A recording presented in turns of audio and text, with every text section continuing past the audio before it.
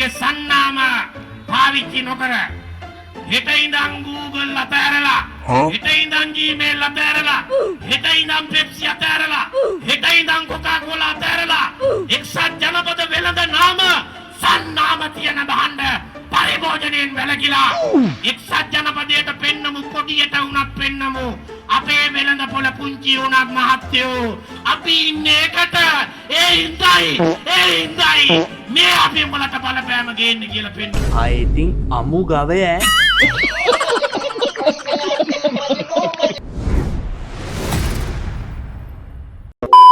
වෙනිසුලාවේ අද වෙනකොට සමාජ මාධ්‍ය තහනම් කළා.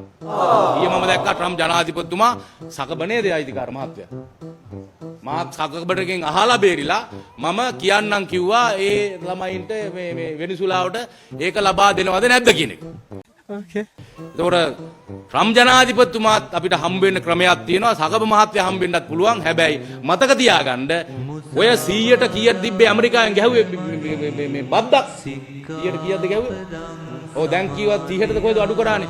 ඒක අඩු කරේ කවුරුවත් නෙවෙයි අපි දන්න දරුවෙක්. මගෙනුත් ඇහුවා. ඒ ළමයා එංගලන්තේ ඉගෙන ගන්නේ කේම්බ්‍රිජ්. රම් මහත්තයාගේ දරුවෙක් හා මුණුපුරෙක් ඒ දරුවත් එක්ක ඉගෙන ගන්නවා. ඒ හරහා තමයි මේ 100ට ආවේ එංගලන්තේ ඉන්න ළමයාගේ හරහා කතා කරලා තමයි වටේ ගිහිල්ලා කතා කරලා තමයි උගත්තේ. දැන් මේ අපි කිව්වේ නෑ.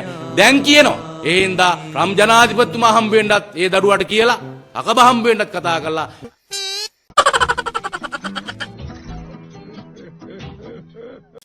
let's go මේ කරන විනාශ නවත්තන්න රට දියුණු කරන්න සිස්ටම් චේන්ජ් කරන්න කිසි ගැටලුවක් නැහැ. අපි සහයෝගය දෙකනවා මේ රට කලම්බලා විනාශ කළා අතිගෞරවනීය පරම පූජනීය මහානායක මාහිම්පාන් වහන්සේලා ගාවට කියලා අවසානයේ උන්වහන්සේලාට දෝෂාරෝපණ උන්වහන්සේලාට පරිභව කරලා මේ සමාජ මාධ්‍ය හරහා බැනලා අවසානයේ අනුර කුමාර ජනාධිපතිතුමා අධ්‍යාපන ප්‍රතිষ্ঠাන නැත්නම් 6 වෙනි ශ්‍රේණිය මේ වෙනකොට අකුල්ලාගෙන ලබන අවුරුදු දක්වා අරන් ගිහිල්ලා තියෙන ගොඩක් ස්තුතියි. පින් සිද්ධ වෙනවා. අපිට චරිත ඝාතන කළා, තරජන කළා, මරන්න හැදුවා විවිධාකාර චෝදනා කරා. අපි ජයග්‍රහණය කරා. රටේ මිනිස්සු දරුවෝ වෙනුවෙන් හඬ නගපු සියලුම දෙනාට নমස්කාර කරනවා, ආචාර කරනවා. රටේ ජනතාවගේ උතුමන් වහන්සේලාගේ මඬ ගහලා හරි මඬ කාලා හරි වැඩේ නැවැත්තුවා. මීට වැඩිය හොඳයි. විමල් වීරවංශ හිටපු අමාත්‍යවරයා මේ සම්බන්ධව ඉතා බලවත් මැදිහත් වීමක් කළා. ඒකට ස්තුතියි.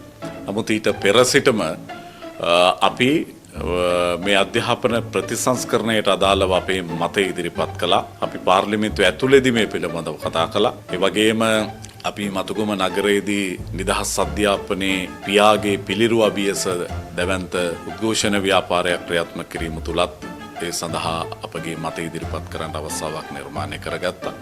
අපි මේ මහජනයා දැනුවත් කරන හැම අවස්ථාවකදීම මේ අධ්‍යාපන ප්‍රතිසංස්කරණය තුල තියෙන අඩලුහුණුකම් පෙන්වා දෙමින් තමයි අපි කටයුතු කළේ.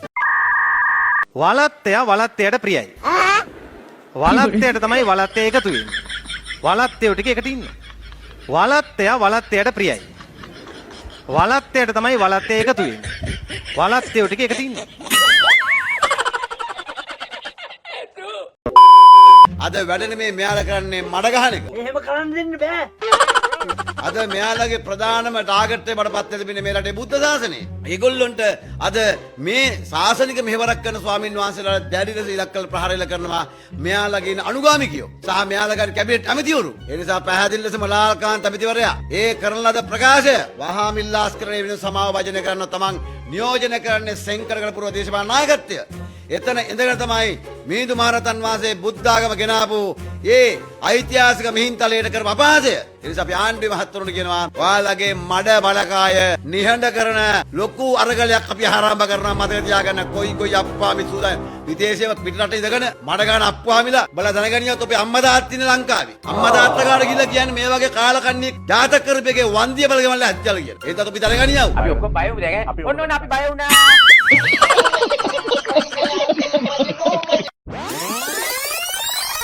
Nambay na bayan ni Green. Panyo ta ni yan. Adi, maarak ka kan magdadu tiga.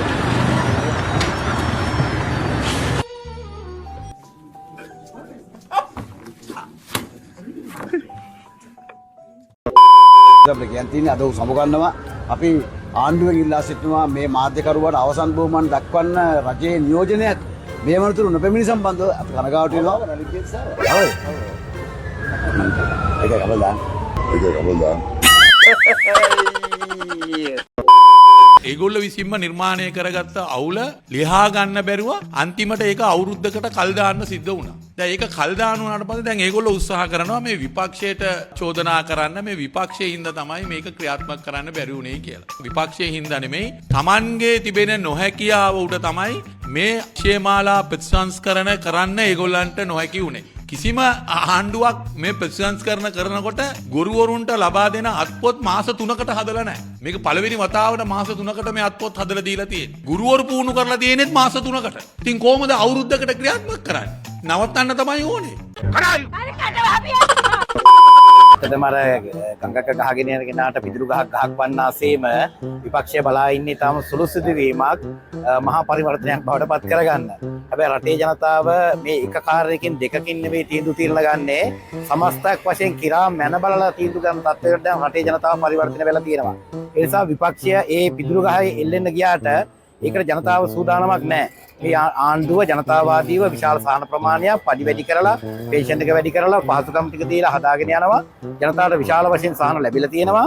ඒ නිසා විපක්ෂයට එල්ලෙන්න මේවා පිටුගස් වුණාට රටේ ජනතාව ඒ තත්ත්වයට වැටෙන්න සූදානමක් නැහැ. රටේ ජනතාව එතන නැහැ කියන එක පේනවා. විශේෂයෙන්ම මේ අධ්‍යාපන ප්‍රතිසංස්කරණත් එක්ක ඒ සියලු දෙනාම ඒකාබද්ධ වෙලා මේ කරපු කටයුත්තට දැන් රටේ ජනතාවගේ විශාල විරෝධයක්, ජන විරෝධයක්, ගුරුවරුන්ගේ, දරුවන්ගේ, දෙමව්පියන්ගේ දැවැන්ත විරෝධයක් එල්ල වෙලා තියෙනවා. ඒ නිසා ලාභ බාල දේශපාලනයට රටේ ඉඩක් නැහැ කියන එක තමයි යාළ දැන්වත් තේරුම් ගන්න ඕන කාරණාව. Let's go. විපක්ෂය දැනටත් ඒකාබද්ධ වෙලා තියෙන්නේ. විශේෂයෙන්ම සම්පකාර ඡන්දයක් ඉල්ලුවොත් සියලුම පක්ෂ රොඩු බොඩු ඔක්කොම එක කුණු ගොඩකට එක මල්ලකට එකතු වෙලා තියෙනවා. නගර සභාවක ප්‍රාදේශ සභාවක සියලු දෙනාම ඒකාබද්ධ වෙලා තියෙනවා. පාර්ලිමේන්තුවේ සියලුම දෙනා ඒකාබද්ධ වෙලා තියෙනවා. ආයෙත් ඒකාබද්ධ වෙන දෙයක් නැහැ. කුණු වලට එකතු වෙනවා. ජරාව වලට එකතු වෙනවා. නිලමැස්සෝ ඒ වගේ තැන් වලට එකතු වෙනවා. ඒක නිසා ඒ විපක්ෂය තවදුරටත් විපක්ෂයක් නෙමෙයි. විශේෂයෙන්ම ජනතාවට ද්‍රෝහී ක්‍රියාමාර්ග ගන්න. අපි දන්නවා මේ අධ්‍යාපන ප්‍රතිසංස්කරණ එන්න තිබුණේ 2023. එයාලා හිටිය ගෙනාවේ නැහැ. ඒ නිසා අවුරුදු 8කට සැරයක් මේ විෂය නිර්දේශ වෙනස් වෙන්න ඕන. මොකද ලෝකයේ වේගයෙන් වෙනස් වෙනකොට තාක්ෂණය වෙනස් වෙනකොට මේ වෙනස් වෙන තාක්ෂණය වෙනස් වෙන දැනුම වෙනස් වෙන ආකල්ප ශිෂ්‍යයාට දෙන්න ඕන. ඒක නිසා එයාලා ගෙනාපු නේ තමයි මේ ගෙනාවේ. ඒක නිසා මේවට විපක්ෂය විරුද්ධ වෙනවා. හැබැයි ඒ විපක්ෂයට ජනතාව විරුද්ධ වීම එයාලා පහුගිය කාලේ රටට කරපු අපරාධ වලට ජනතාව කන හරහා හොඳ ප්‍රතිඵලයක් දුන්නා. ඒක තේරුම් ගන්න මොලයක් නැත්නම් ඊගාව වැටෙන වල සෝචනීයයි කියලා තමයි ඔය ඒකාබද්ධ කුණු විපක්ෂයට අපිට